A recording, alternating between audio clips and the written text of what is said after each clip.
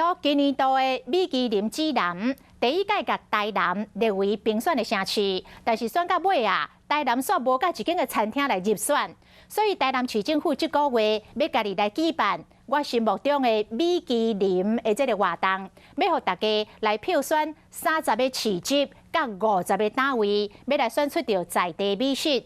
也毋过台南人的看法两个极端，有人话好，有人吐槽。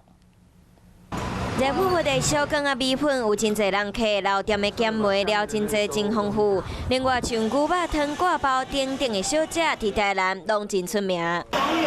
市场内底温藏版的小食滋味嘛真赞，润饼糕的店家一个比一个无闲，规个拢是土豆腐、豆菜、高丽菜。另外，阁有香公公的传统卤味，阁有用银角啊豆买有的平民小食。即马市府要办我心中的米其林活动，推广美食，店家安怎想？我已经够忙了，我怕太忙了，忙不过。推动这个市场的米其林，这对市场嘛有帮助。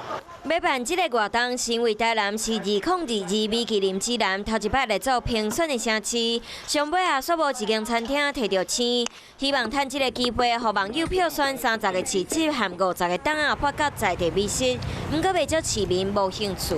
如果是我自己口袋名单，我是绝对不会讲啦。真正的心中的米其林，绝对是不会公开给大家知道的。嘛有未少网友建议市府应该先甲交通处理好势，甚至讲补这有诶无诶活动效益增加，希望会当较实在诶解决民生问题。这场活动市府原本诶用意是要推广美食，不过却拄到想要输送诶市民，大家心中诶米其林恐惊变作上歹投票诶议题。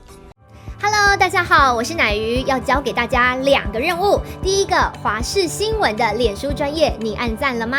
还有华视新闻的 YouTube 频道，赶紧订阅起来，还要记得按赞，开启小铃铛哦。